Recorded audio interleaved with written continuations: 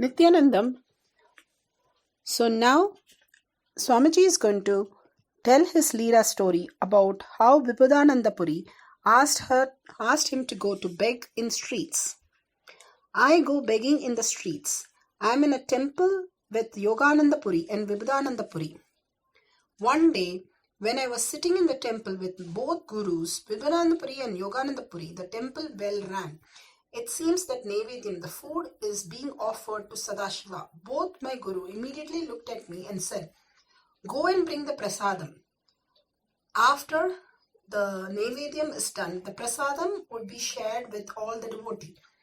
I bring one portion of the temple prasadam, food offered to the deity. When I stretched my hand, the priest gave me one share. One share itself would be almost half a kg of rice and big leaf in a big leaf. The pujari, temple priest, has seen before going to the puja that I was sitting with both my gurus. He was very greatly devoted to both of my gurus, so he said, "Here, take two more for them also. Take one for you and two more for them." I was little reluctant because my classmates were standing in a queue next to me. They would laugh at me and say, "Taking so much all for one person." I felt little pride. I was from a well-known family, and again I had been told from the beginning, "You are from a big family and you have to behave like that in a public." So I told the pujari, "No need. This is enough." And I brought the Naivedyam to both my gurus. They asked me for their portion. They asked, "Hey, where is our share? Did the pujari not give it?" So I said, "But you rarely eat, so this is more than enough for all three of us." They asked, "But did the pujari give it or not?" I said, "Yes, he wanted to give it. He told me, 'Take two more for both and both the swamis.'" Then they asked, "Why did you refuse?" I replied, "Well, behind me my classmates were standing in a queue. They would make fun of me that I was taking so much and ask if I was going to eat so much. I didn't want to get teased by them, so I bought only my portion."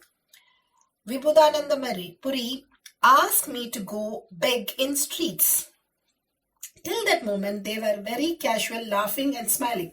But when I said this, immediately I saw Kuppamal staring at my eyes. Then she said, "Go to the streets where the shops and beg alms there and bring us food." Those were the words she uttered. The whole street was literally run by my grandfather. He was the head of that whole association of shops. So I always walked on the street with pride, and all the shops owners were either my family or friends. But in the same street, I had to beg now. All would make fun of me, asking, "What happened to your grandfather and all his wealth?" They would ask all these questions. They would tell me, "My grandfather, your grandson is begging in the street. Are you not giving him food?"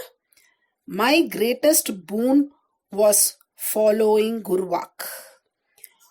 Of course, one good thing I had, I think this is the greatest boon Sadashiva gave me, just obeying Guruvak. I think that is the greatest wealth I brought with me. The moment the Guru says, "Go beg in the same street, in the same shop and bring food," I knew that now it was serious. It's not casual. It was just not fun anymore. It meant that I had done something out of my pattern or out of wrong context which my master were correcting. So Swamiji goes begging on the streets. I tell you, I went straight to the street begging and brought whatever I got. Naturally, all were my friends and family. So they all gave so many things that I had to get a small hand-pulled cart. So I hired small vehicle and put the whole thing at the feet of my gurus. I am liberated from the imaginary opinions of others. The next day, I had a chance to talk to both my friends. They were asking me, "Hey, why were you going for Bhiksha to all the shops? Did you make a prayer, or is it divine commitment?" In the village, we had a habit: if someone is sick, they pray to Venkateshwara and their Kuladeva that they will go Bhiksha and offer it to the hundi.